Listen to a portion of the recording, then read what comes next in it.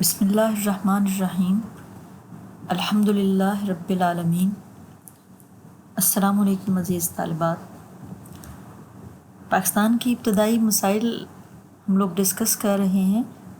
امید ہے آپ کو ان مسائل کے حوالے سے بہت آگہی بھی حاصل ہوئی ہوگی اور آپ کی فہم میں بھی اضافہ ہوا ہوگا۔ اللہ تعالیٰ آپ کو کامیابیاں دے، آمین۔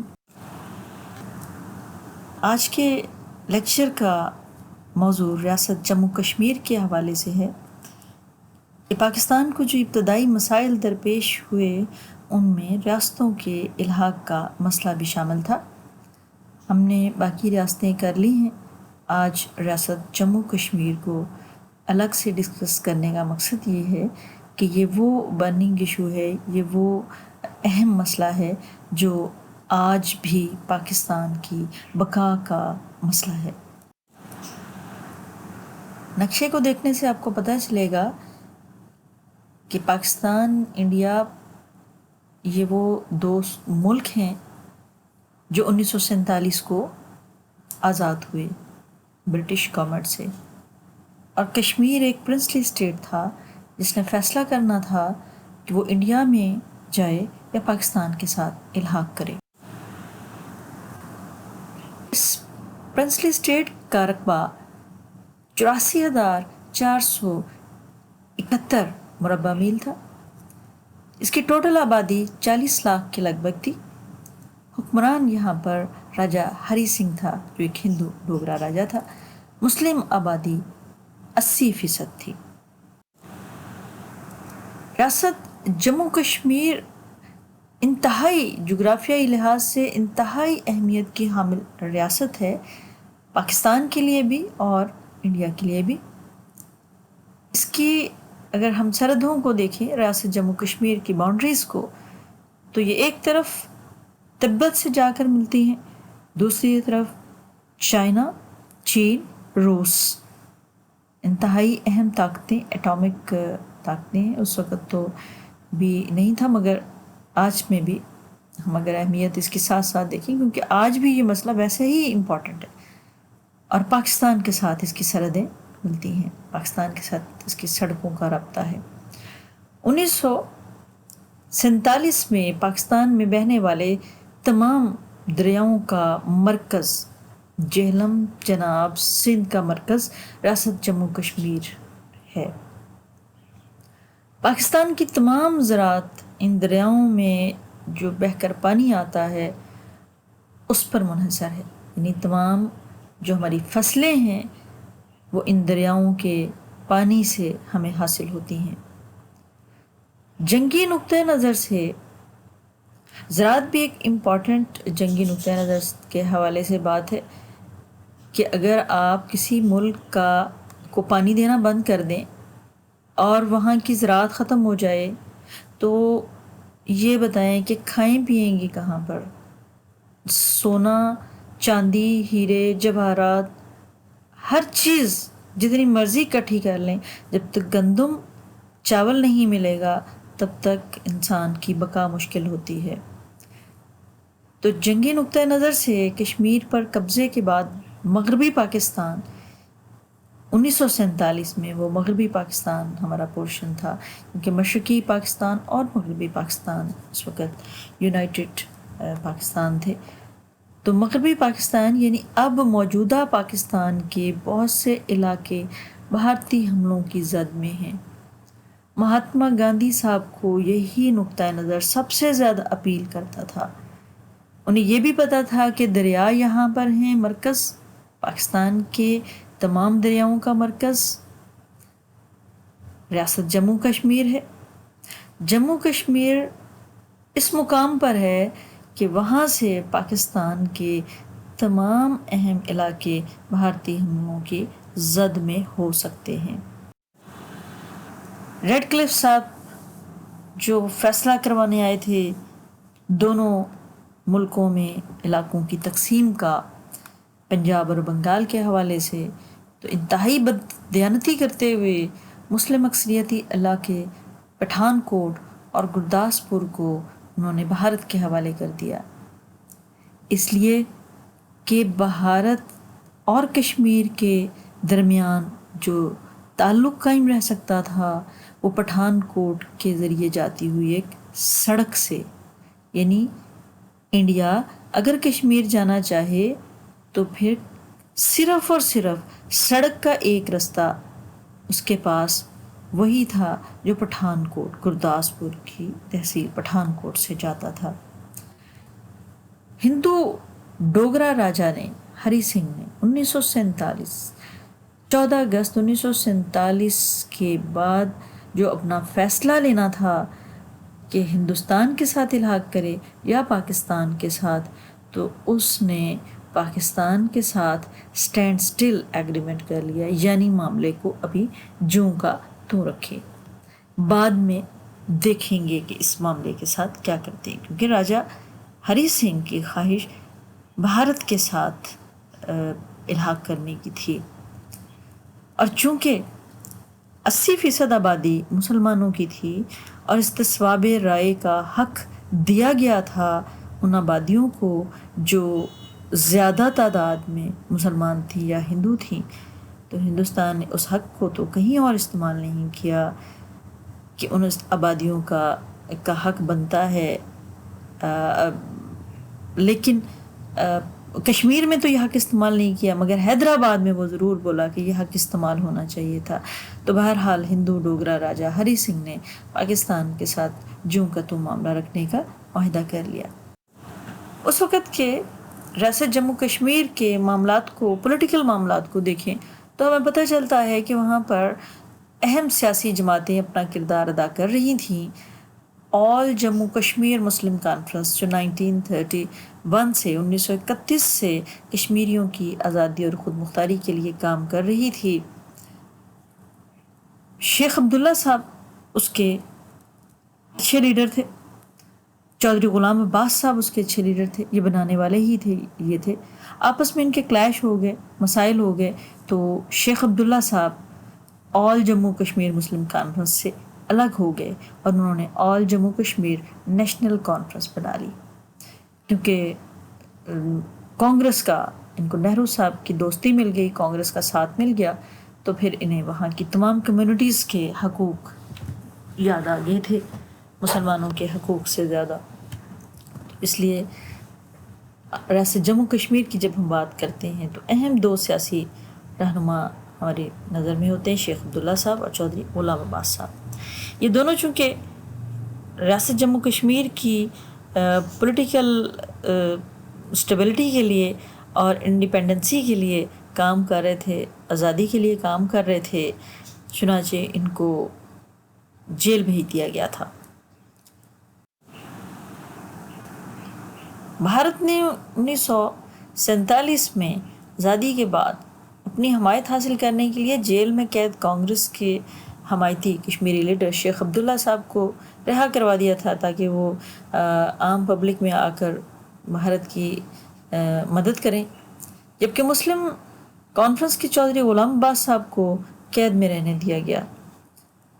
5 ستمبر 1947 کو آل جموں کشمیر مزدور کسان پارٹی اور شیخ عبداللہ صاحب کے ایک دوست پنڈت پریم ناتھ بزاز، تو ان لوگوں نے شیخ عبداللہ سے اپیل کی کہ وہ کشمیریوں کی خواہشات کے خلاف رکاوٹیں پیدا نہ کریں، اور یہ کہ کشمیر کے غریب طبقے کی فلاح اسی میں ہے کہ پاکستان کے ساتھ الحاق کیا جائے۔ تو پنڈت پریم ناتھ بزاز صاحب جو تھے یہ پاکستان کے ساتھ سمجھتے تھے کہ انڈیا کی نسبت الحاق زیادہ بہتر رہے گا کشمیریوں کے لیے۔ اب ہم ایک ایک کر کے ان تمام انتظامی امور کے پر فائز پولیٹیکل عہدے جو ہیں ان کا حوالہ دیتے ہیں کہ مہاراجہ ہری سنگھ تو تھا مہاراجہ، لیکن وہاں کا جو وزیر اعظم کام کر رہا تھا وہ پنڈت رام چندر ٹرک صاحب تھے، اور یہ بھی چاہتے تھے وزیر اعظم کشمیر کی حیثیت سے کہ کشمیر کا الحاق پاکستان کے ساتھ ہو۔ یہ ریاست جموں کشمیر کا بھارت کے ساتھ الحاق کرنے کے خلاف تھے۔ اسی لیے جب ہم دیکھتے ہیں قائد اعظم محمد علی جناح کشمیر کا دورہ کرنا چاہتے ہیں جولائی میں، تو ان کو دورہ کرنے سے لارڈ ماؤنٹ بیٹن صاحب منع کر دیتے ہیں، ان کو کہتے ہیں کہ جی وہاں پر آپ کے جانے سے حالات خراب ہو جائیں گے۔ قائد اعظم نہیں جاتے، مگر مہاتما گاندھی صاحب 1 اگست کو وہاں کا دورہ کرتے ہیں کشمیر کا، ان کو روکنے والا کوئی نہیں ہوتا۔ مہاتما گاندھی صاحب وہاں جا کے سب سے ملتے ہیں، بخشی غلام محمد صاحب سے بھی ملتے ہیں جو بعد میں وہاں کے وزیر اعظم بھی بنے تھے، کیونکہ وہ بھی ایک پولیٹیکل لیڈر تھے۔ تو واپس آ کر پھر نہرو اور پٹیل کو رپورٹ دیتے ہیں کہ جناب کشمیر کو ہم لے سکتے ہیں ایک طریقہ کار، ایک پلان کے تحت۔ تو اس سے پہلے پنڈت رام چندر کک جو ہیں وزیر اعظم، ان کو نکال دیا جائے۔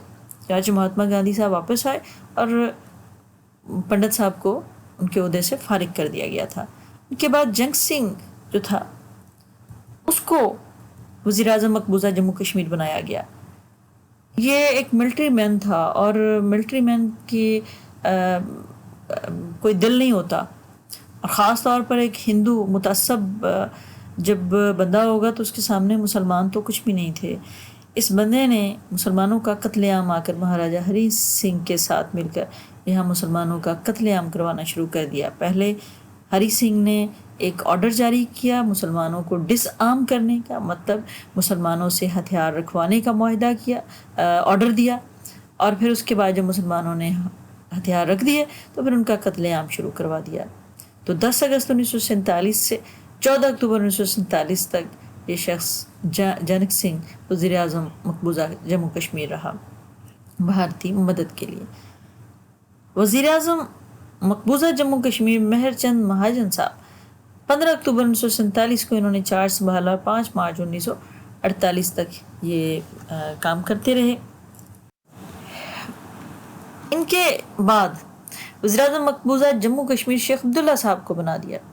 اب شیخ عبداللہ صاحب وہی لیڈر ہیں جو بھی میں پیچھے تذکرہ کر کے آئی ہوں، سیاسی جماعت کے اہم لیڈر، آل جموں کشمیر نیشنل کانفرنس کے شیخ عبداللہ صاحب، ان کو فوراً رہا کروا دیا گیا تھا بھارتی حکومت کی پرزور اپیل پر۔ مہاراجہ ہری سنگھ نے ان کو رہا کر دیا تھا، اور یہ 30 اکتوبر کو 30 اکتوبر 1947 کو یہ انتظامی امور کے سربراہ بن گئے تھے ہندوستان کی راہ کو ہموار کرنے کے لیے ریاست جموں کشمیر میں۔ اور پھر اس کے بعد 5 مارچ 1948 کو ان کو یہاں کا ریاست جموں کشمیر کا وزیر اعظم بھی بنا دیا گیا۔ 17 نومبر 1952 تک یہ وہاں کے وزیر اعظم رہے۔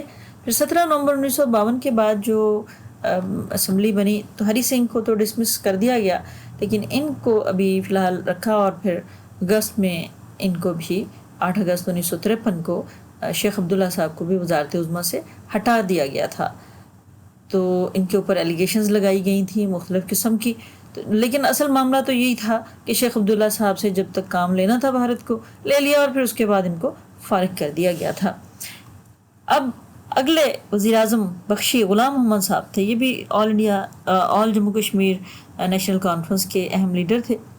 یہ پہلے 1947 میں نائب وزیر اعظم کے عہدے پر فائز کر دیے گئے تھے، اور جب شیخ عبداللہ صاحب کو فارغ کیا گیا، برطرف کیا گیا، تو پھر ان کو اگست میں وزیر اعظم کا عہدہ دے دیا گیا، اور یہ اگلے 11 سال تک وزیر اعظم کے عہدے پر فائز رہے۔ شیخ عبداللہ صاحب جیل میں رہے، اور یہ فارغ وزیر اعظم کے عہدے پر فائز رہے۔ اب مہاراجہ ریاست جموں کشمیر راجہ ہری سنگھ صاحب نے کیا کیا؟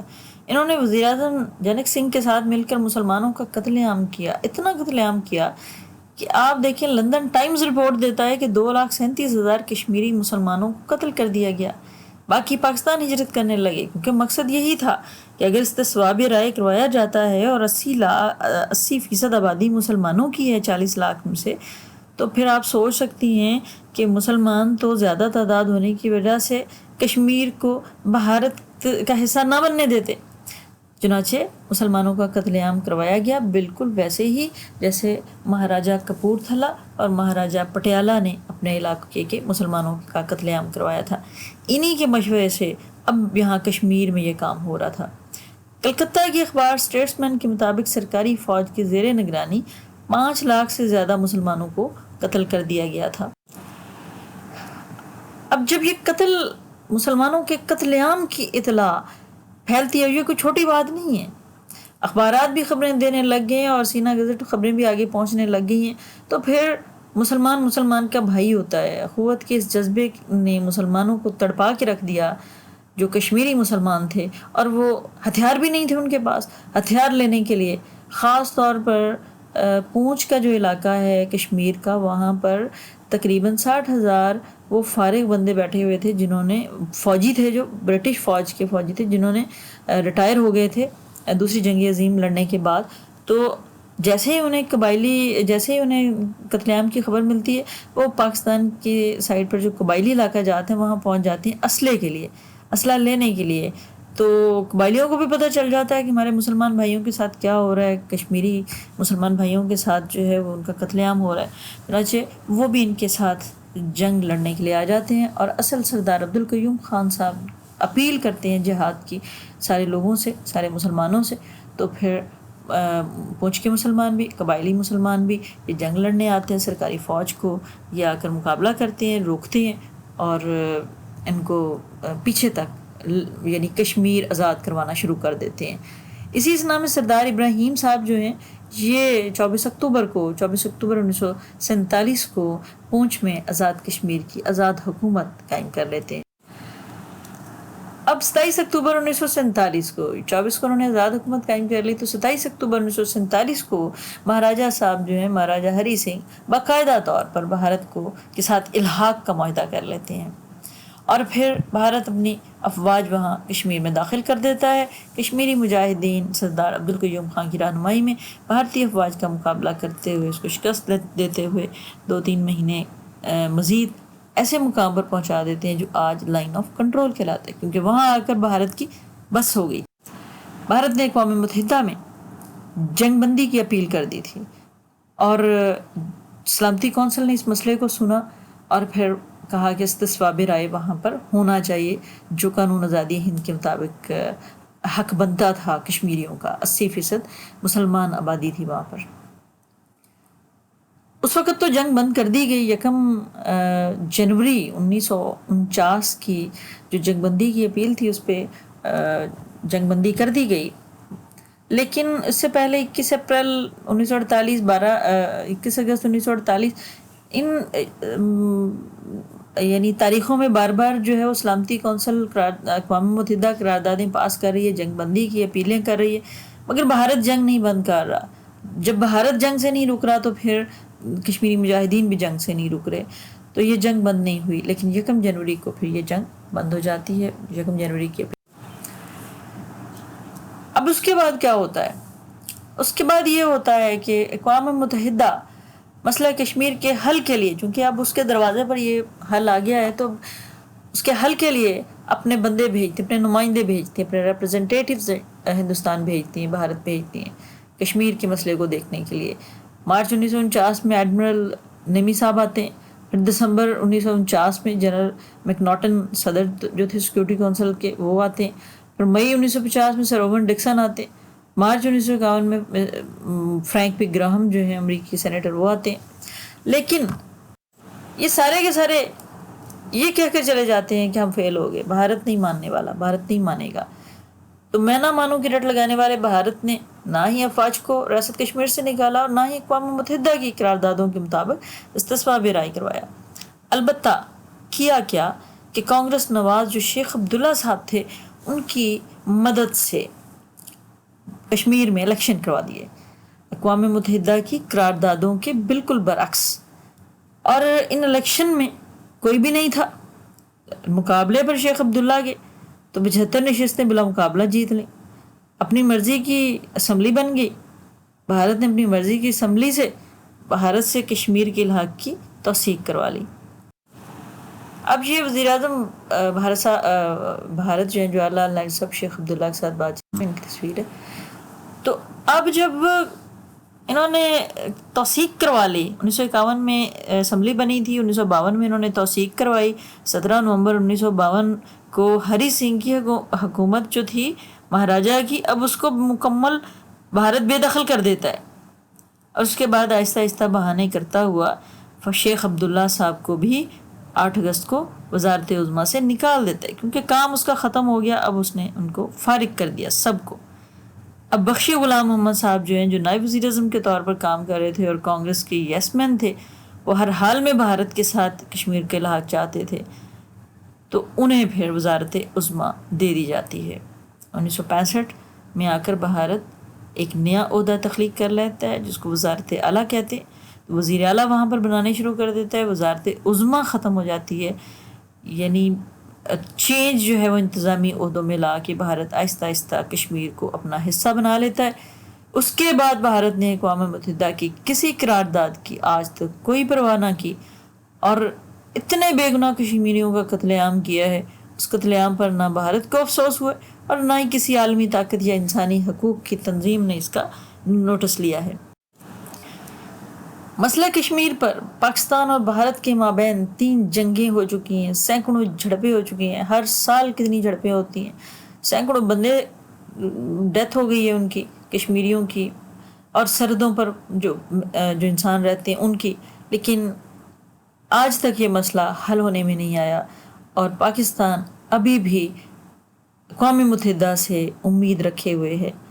آج بھی پاکستان اپنی بقا کے لیے مسئلہ کشمیر کو اقوام متحدہ کی قراردادوں کے مطابق حل کروانے کے لیے کوشاں ہے۔ اللہ تعالیٰ پاکستان کی آزادی کی حفاظت کرے اور آپ کو ہم سب کو اپنے حفظ و امان میں رکھے۔ قائد اعظم محمد علی جناح کے 2 خواب تھے، 2 خواہشات تھیں، ایک اسٹیٹ بینک کا قیام اور ایک ریاست کشمیر کا پاکستان کے ساتھ الحاق۔ اسٹیٹ بینک کا قیام ان کی زندگی میں ہو گیا اور ریاست کشمیر پاکستان کے ساتھ ان کی زندگی میں نہ الحاق ہو سکا۔ آج بھی ہنوز یہ الحاق حل طلب معاملے کی صورت میں موجود ہے دنیا کے سامنے۔ تو اللہ تعالیٰ سے دعا کرتے ہیں کہ اللہ تعالیٰ مسلمان کشمیریوں کے مسائل کو حل کرے اور پاکستان کو اپنے حفظ و امان میں رکھے۔ آئندہ یہ ہمارا لیکچر یہ ختم ہوا، آئندہ انشاءاللہ ہم متفرق جو کچھ اہم ابتدائی مسائل رہ گئے ہیں، قانونی مسائل، آئین بنانے کے مسائل اور 2-4 باتیں، تو انشاءاللہ ہم اگلے اس میں کریں گے، اگلے لیکچر میں۔ اللہ تعالیٰ آپ کو ہم سب کو اپنے حفظ و امان میں رکھے، تب تک کے لیے اللہ حافظ۔